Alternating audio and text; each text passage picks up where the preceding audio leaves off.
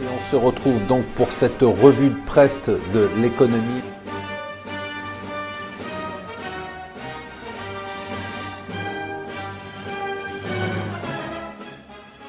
Bonjour et bienvenue sur Mon Financier pour le Morning Zapping du jour. Nous sommes le mardi 22 janvier. Quelle déconvenue en un an là aussi. Qu'est-ce qui s'est passé il y a un an, rappelez-vous, j'étais un des plus fervents d'ailleurs à défendre cette idée. Je pensais qu'avec l'élection de Macron, avec la réélection de Merkel, on aurait vraiment un nouveau dynamisme européen, une relance de l'axe franco-allemand pour la construction européenne. En fait, il ne s'est rien passé. Aujourd'hui, on a une Angela Merkel qui est empêtrée dans une sorte de fin de règne et de déliquescence.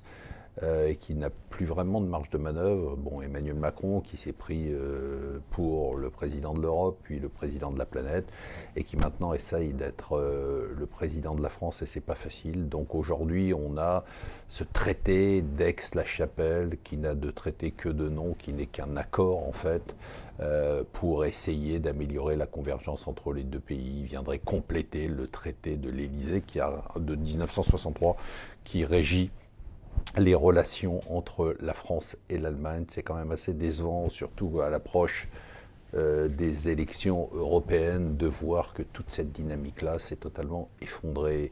Alors, ça a commencé les discussions sur la réforme des retraites. Alors, ce qui m'étonne le plus, c'est de voir que beaucoup de gens se posent des questions. Mais qu'est-ce qui va se passer ?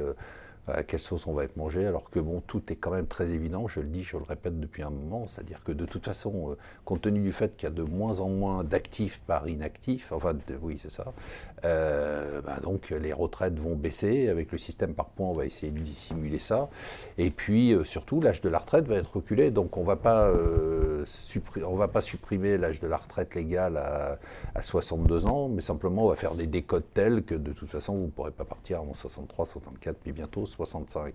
Bon, c'est le grand sujet du jour. La France, c'est ça, hein, l'égalitarisme, égalité, égalité, égalité.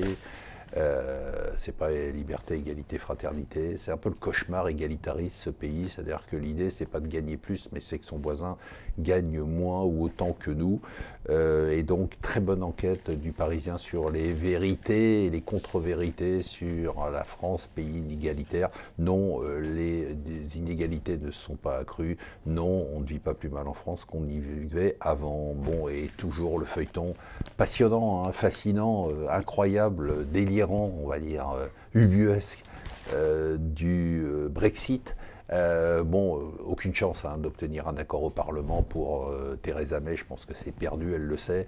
Et maintenant, Corbyn, le leader des travaillistes, parle lui aussi d'un second référendum. Donc on a l'impression qu'on va avoir du mal à échapper à un second référendum. Et en cas de second référendum, tout est possible, y compris le fait que la Grande-Bretagne ne quitte pas l'Union européenne. Voilà, je vous souhaite une excellente journée.